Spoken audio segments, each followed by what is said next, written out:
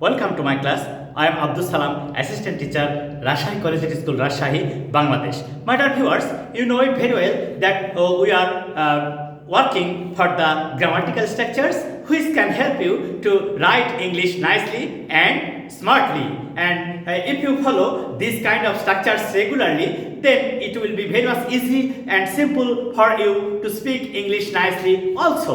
আজকে আমরা যে কাজটা করব তা সবচেয়ে সহজ এবং অত্যন্ত গুরুত্বপূর্ণ একটা টপিক, সেটা বি ভার্ব নিয়ে কত প্রকারের সেন্টেন্স তৈরি করা যায় এবং সেই স্ট্রাকচারটা কি হবে সেটা নিয়ে আজকে আমরা কাজ করব। তাহলে আজকে আমরা করছি কি making sentences using structures. Making sentences using structures. আজকের আমাদের স্ট্রাকচারটা হচ্ছে subject plus be verb plus complement. দেখো এই কমপ্লিমেন্টটা কি কি হতে পারে, সেটা নাউনও হতে পারে আবার অ্যাডজেক্টিভও হতে পারে। কমপ্লিমেন্টটা কি কি হতে পারে, নাউনও হতে পারে, অ্যাডজেক্টিভ হতে পারে। সো মাই ডিয়ার ভিউয়ার্স, আজকে আমরা যে কাজটা করব সেটা অত্যন্ত গুরুত্বপূর্ণ এবং সহজ, যেটা আমরা সবাই জানি কিন্তু ওইভাবে সঠিকভাবে সেন্টেন্স তৈরি করতে পারি না। কিন্তু এই ভিডিওর পরে আশা করি আমার প্রত্যেকটা ভিউয়ার্স অনেক সুন্দর এই বি ভার্বের ব্যবহার করতে পারবে। ইয়েস, তাহলে প্রথমে আমাদেরকে জানতে হবে বি ভার্বটা কি কি। এই যখন আমরা বলবো base form of be verb সেটা হচ্ছে বি। এটা base form. Present form of be verb সেটা কি am, is, are। past form of be verb সেটা কি was, were। ওকে, তারপর বলছে প্রেজেন্ট পার্টিসিপল ফর্ম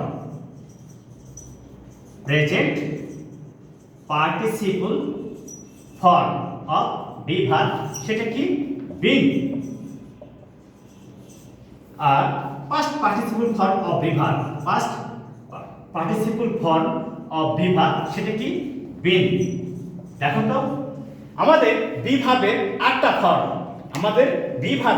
আটটা ফর্ম এবং অত্যন্ত চমৎকারভাবে আমরা এই বি ভার্বটাকে ব্যবহার করে সুন্দর করে সেন্টেন্স লেখা শিখব ইনশাআল্লাহ।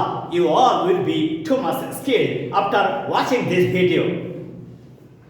তাহলে আমরা শিখলাম কি বি ভার্ব এর বেস ফর্ম হচ্ছে বি, আর বি ভার্বের প্রেজেন্ট ফর্ম হচ্ছে am, is, are, আর বি ভার্বের পাস্ট ফর্ম হচ্ছে was, were, আর বি ভার্বের প্রেজেন্ট পার্সন ফর্ম যখন কোনো ভার্বের বেস ফর্মের সাথে আইএনজি যুক্ত করা হয় সেটা হচ্ছে বিং। তাহলে বি ভার্বের আইএনজি ফর্ম হচ্ছে বিং আর বি ভার্বের পাস্ট পার্সন ফর্ম হচ্ছে বিং। আশা করি তোমরা এখন থেকে যেখানেই এই ভার্বগুলো দেখবে সেখানে বুঝতে পারবে যে এগুলি বি ভার্ব এবং বি ভার্বের বিভিন্ন কাজ। আচ্ছা, আমরা এখন আসল পয়েন্টসে চলে যাব। দেখা যাক বি ভার্বকে ব্যবহার করে কত সুন্দর করে সেন্টেন্স লেখা যায়। যদি কেউ তোমাকে প্রশ্ন করে, দেখো তো হাউ আর ইউ, তুমি কেমন আছো, দেখো এই বি ভার্বটা ব্যবহার হবে এখানে। হাউ আর ইউ, তুমি কেমন আছো, তুমি বলবা I am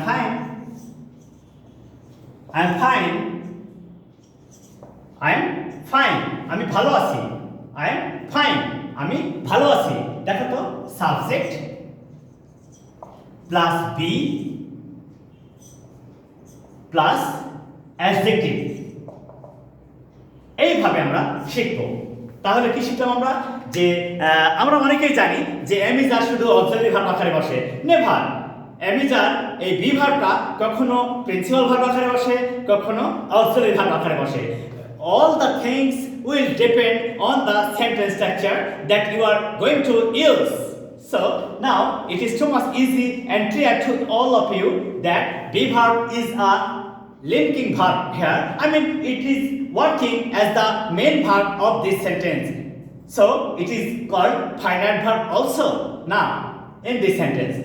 In this way we can make more and more sentences. Just wait and see how can we use be verb and make different kind of sentences which are very much easy and simple. Look at it. They are active and intelligent. They are active and intelligent. আচ্ছা এখানে খেয়াল করে দেখো তো they subject R be verb active and intelligent adjective এটাও adjective এটাও adjective and দ্বারা যুক্ত হয়েছে তার মানে কম্পাউন্ড কমপ্লিমেন্ট এটা হচ্ছে দুইটা অ্যাডজেক্টিভ দ্বারা এই একই ব্যক্তির গুণাবলী প্রকাশ করছে এই অ্যাক্টিভ এন্ড ইন্টেলিজেন্ট কে এই যে দে তারা তাহলে তাদেরই কোয়ালিটি হচ্ছে অ্যাক্টিভ এন্ড ইন্টেলিজেন্ট তাহলে আমরা এখানে সহজেই বুঝতে পারছি যে বি ভার্বটা একেবারে ইম্পর্টেন্ট একটা বিষয় যাতে আমরা অনেক সেন্টেন্স তৈরি করতে পারি তাহলে আমরা এখানে শিখলাম যে অ্যাক্টিভ এবং ইন্টেলিজেন্ট এরা অ্যাডজেক্টিভ তাহলে বি ভার্বের কমপ্লিমেন্ট আকারে কাজ করলো কে অ্যাডজেক্টিভ এবারে আরেকটা সেন্টেন্স দেখো তো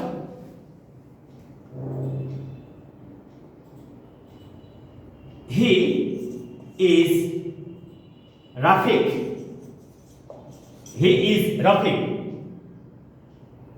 subject be verb noun complement তাহলে এবারে আমরা শিখলাম এটা একই স্ট্রাকচার সাবজেক্ট এবং তারপরে বি ভার্ব সাবজেক্টের পরে বি ভার্ব কিন্তু স্ট্রাকচারটা কিন্তু ওই আছে আর শুধু কমপ্লিমেন্টটা চেঞ্জ হলো কি এখানে আমরা নাউন কমপ্লিমেন্ট ব্যবহার করলাম আগের সেন্টেন্সে কি করলাম subject plus be verb plus adjective complement এই অ্যাক্টিভটা হচ্ছে অ্যাডজেক্টিভ ইন্টেলিজেন্টটাও হচ্ছে অ্যাডজেক্টিভ কিন্তু এখানে একটু ভিন্ন হি ইজ রফিক সে হয় রফিক হু ইজ হি যদি দেখো হু is he say K who is হি সে কে যদি এরকম প্রশ্ন করা হয় সাপোজ তোমার কাছে তোমার ফ্রেন্ড আসছে সে অন্য একটা ছেলে বা অন্য একটা মেয়েকে নিয়ে এসছে সে অন্য একটা ছেলে বা অন্য একটা মেয়েকে নিয়ে এসছে তখন ওই ছেলে বা মেয়েটাকে তুমি চেনো না তখন তুমি প্রশ্ন করলা who is he who is she তখন উত্তর আসছে কি ও he is Rafiq my friend he is Rafiq my friend তাহলে এখানে আমরা সহজেই শিখব যে be verb plays an important role to make a sentence and it is used as the main verb I mean the linking verb also and just think about the complement that is noun and adjective আমরা আরো অনেক উদাহরণ দেব দিয়ে প্রমাণ করব যে be verb কত প্রকারে ব্যবহার করা যাচ্ছে just follow my lecture and be attentive during my class and I would like to request all of you that please watch the videos from the very beginning to the end which can help you to learn English easily and nicely. Okay, look at it.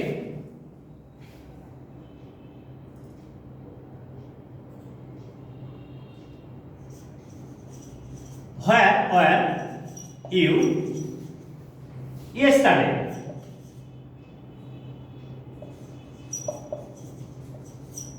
Where were you yesterday? আচ্ছা আজকে আমরা be verb নিয়ে কথা বলছি আমরা এতক্ষণ B ভার্বের present form নিয়ে কথা বললাম এখন এই বি ভার্বের পাস্ট ফর্মটা was were where were you yesterday তুমি গতকাল কোথায় ছিলা I was at home I was at home yesterday. I was at home yesterday. I subject was the verb at home yesterday. Adverbial complement. Adverbials. তাহলে আজকে আমরা শিখছি B ভার্বকে আমরা কত প্রকারে ব্যবহার করতে পারি এবং বি ভার্ব ব্যবহার করে কত প্রকারে সেন্টেন্স লিখতে পারি এখানে I ফার্স্ট পারসন was হলো I ফার্স্ট পারসনের সঙ্গে was বসে where were you yesterday you second person where হলো তাহলে আমরা কি শিখলাম? অতীতকালে সিম্পল কোনো অ্যাকশন প্রকাশ করার জন্য অতীতকালে সাধারণ কাজে যদি কিছু বলা হয় সেই ক্ষেত্রে ওয়াজ আর ব্যবহার করা যায়। এবং তাহলে কখন ওয়াজ কখন আর বসবে? Yes, that's nice question.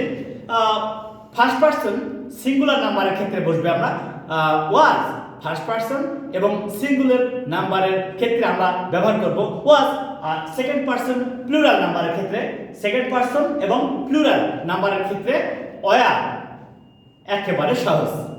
আমি এরপরে অন্যটা দেখছি, দেখা যাক আর কতভাবে আমরা এই বিভাগটাকে তুলে ধরতে পারি। আসল কথা হলো যে বিভাগটাকে সঠিকভাবে ব্যবহার করতে পারা, সঠিকভাবে তুলে ধরতে পারা।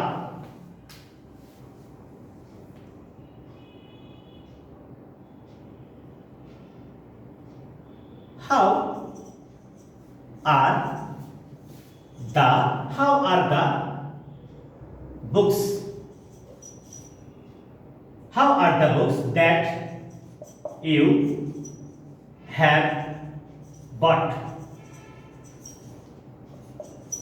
How are the books? How are the books? Noun complement, noun complement, বিভাগ, ইন্টারোগেটিভ সেন্টেন্স। তাহলে আমরা কি শিখলাম? যে হাউ আর দ্য বুকস, বইগুলো কেমন। এখানে যেহেতু আমরা এই ইন্টারোগেটিভ সেন্টেন্স তৈরি করছি, তাই এখানে এই হাউ আর দ্য বুকস এই নাউনটা হচ্ছে কি সাবজেক্টের কাজ করলো। হাউ আর দ্য বুকস, বইগুলি কেমন। হাউ আর দ্য বুকস, বইগুলি কেমন। তাহলে কিন্তু বিভাগ কিন্তু এখানে মেইন ভার্ব আকারে ব্যবহার হচ্ছে। তাহলে তুমি সহজে উত্তর করো যে the books are fine with novelty. কি বলছে? The books are fine with novelty, বইগুলি নতুনত্ব দ্বারা চমৎকার। বইগুলি নতুনত্বের দ্বারা চমৎকার। নভেলটি, নতুনত্ব। নভেলটি, নতুনত্ব। তাহলে the books are fine with novelty. আমরা সহজেই শিখলাম যে আমরা কিন্তু বারবার যখন ক্লাস করি একটা কথা বলি সবসময় যে সেন্টেন্সের সাবজেক্ট যদি সিঙ্গুলার হয় ভার্ব সিঙ্গুলার হবে, সাবজেক্ট যদি প্লুরাল হয়, এখানে দেখো প্লুরাল, এইটা plural, verb plural, verb plural. এই তাহলে আমরা সহজে শিখলাম কি? একেবারে সহজ এবং সাধারণভাবে শিখছি যে একটা সেন্টেন্সের সাবজেক্ট যদি সিঙ্গুলার হয় ভার্ব সিঙ্গুলার হবে, সাবজেক্ট যদি প্লুরাল হয় ভার্ব প্লুরাল হবে। সেক্ষেত্রে এখানে সুন্দর করে আমরা বুঝতে পারলাম যে দ্য বুকস প্লুরাল আর হয়ে গেল, আর কমপ্লিমেন্টটা কি? এই যে অ্যাডজেক্টিভ, এইটা হচ্ছে অ্যাডজেক্টিভ, এটা অ্যাডজেক্টিভ কমপ্লিমেন্ট। আশা করি তোমরা এটা নিয়ে আর কোনো সমস্যায় ভুগবে না। এবার দেখো তো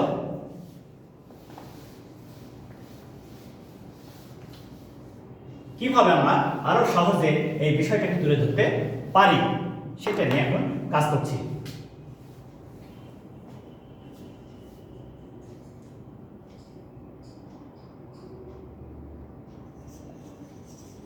Where is she? Where is she? Subject, বিভাগ। Where is she? তিনি এখন কোথায়? তিনি এখন কোথায়? তাহলে এরকম প্রশ্ন যদি তোমাকে করে তাহলে তুমি বলবা she will be at her office. She will be at her office. এই যে বিভাগ, কিন্তু এটা আমরা ফিউচার টেন্স তৈরি করলাম। এটা একটা সিম্পল ফিউচার টেন্স তৈরি করলাম, ভবিষ্যতে অনুমান করা হচ্ছে। she will be at her office, তিনি এখন তার অফিসে থাকবেন। এখানে এই বি ভার্বটা হচ্ছে লিঙ্কিং ভার্ব, মানে বি ভার্ব, অর্থাৎ এখানে মেইন ভার্ব আকারে কাজ করলো। আর she সাবজেক্ট, সেটা সাবজেক্ট। at her office, এটা অ্যাডভার্বিয়ালস। একে অ্যাডভার্বিয়ালস বলে কারণ এটা হচ্ছে the place of action. The place of action, কোথায় হচ্ছে কাজটা, মানে উনি কোথায়? At her office. তাহলে এই যেহেতু উনি অফিসে আছেন, এই অফিসের কথা বলতে আমরা এটা বুঝতে পারছি। তাহলে আমরা এখানে দেখলাম যে বিভাগটাকে আমরা ইচ্ছা মতো সুন্দর করে সাজিয়ে লিখতে পারি। তাহলে কখনো এমিজ আর ব্যবহার করছি, কখনো ওয়াজ আর ব্যবহার করছি, কখনো বা বেস ভার্ব ব্যবহার করছি। So it is very interesting. দেখো তো আর আমরা কত প্রকারে এটাকে আরো সুন্দর করে তুলে ধরতে পারি। Actually, be verb very important to write the simple sentences easily and very nicely.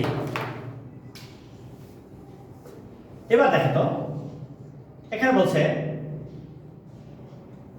how are the birds, how are the birds, পাখিগুলি কেমন, how are the birds, structure, the birds are nice, the birds are nice, subject, be verb, adjective complement, তারপরে বলছে দেখো কত সহজে এটা লিখতে পারছি আমরা। What is their colour, what is their colour, তাদের কালারটা কেমন, what is their colour, their colour is yellow with blue. দেখো তো their colour is yellow with blue, yellow with blue. এখানে দেখো দেয়ার কালার সাবজেক্ট, এটা ইজ বি ভার্ব, ইয়েলো এটা complement. তাহলে my dear viewers, be verb is very important to write the simple sentences, and it plays an important role to express the ideas, passion, feelings and emotions easily and simply. So I think now you can easily use the uses of be verb which can help you to write simple and easy sentences. So I would like to request all of you to like my channel, to subscribe it and share it to your friends which can help them to be benefited by you. So Assalamu alaikum.